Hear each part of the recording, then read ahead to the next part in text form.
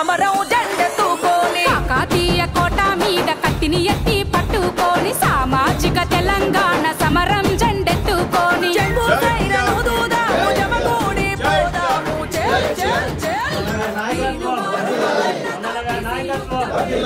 జై మల్లన్న జై మల్లన్న జై టిఆర్పి జై టిఆర్పి ముస్లింలట ఈడబ్ల్యూఎస్ కోటాలో తీసుకుంటారట, బీసీఏలో తీసుకుంటారట, బీసీబీలో తీసుకుంటారు, బీసీఈలో తీసుకుంటారు అని చెప్తా ఉన్నారు. నువ్వు వీళ్ళకి రిజర్వేషన్ ఇచ్చే కాడ ముస్లిం అని ఎందుకు యాడ్ చేస్తున్నావు? భారత రాజ్యాంగంలో ముస్లిం రిజర్వేషన్ అని లేదే. మరి హిందువులు ఈడబ్ల్యూఎస్ లో ఉన్నారు, హిందువులు బీసీఏలో ఉన్నారు, బీసీబీలో ఉన్నారు, బీసీడీలో ఉన్నారు, హిందువులు ఎస్సీలో ఉన్నారు, ఎస్టీలో ఉన్నారు. ఇన్నిట్లలో ఎస్సీ ఎస్టీలకు హిందువులకు తీసుకున్నప్పుడు అన్నిట్లలో వాళ్ళ షేర్ కూడా ఉంటుంది కదా. అంటే మన మధ్యలో పంచాయతీ పెట్టడానికి, మత రాజకీయాలు చేయడానికి భారతీయ జనతా పార్టీ కొత్త దుకాణం స్టార్ట్ చేసింది. దాన్ని మనం ఖండించాలి. రిజర్వేషన్ అనేది మతాల పరంగా ఉండదు, వెనకబాటుతనం ఆధారంగానే ఉంటుంది. ఈ దేశంలో 2005లో Manmohan Singh government, UPA 1 government Sachar కమిటీని వేసింది.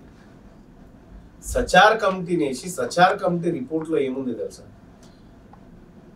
ఈ దేశంలో దళితుల కంటే ఎక్కువగా ముస్లింలు వెనుకబడి ఉన్నారని చెప్పి. ఇది మన సొంత కవిత్వం కాదు, సచార్ కమిటీ రిపోర్ట్ ఇది. ఆ సచార్ కమిటీ ఇచ్చిన రిపోర్ట్ను, నివేదికను ఇంప్లిమెంట్ చేయమంటే దాంట్లో 10% కూడా ఇంప్లిమెంట్ చేయలేదు ఇప్పటికీ. ఆ నివేదిక ఆడ బారేసింది.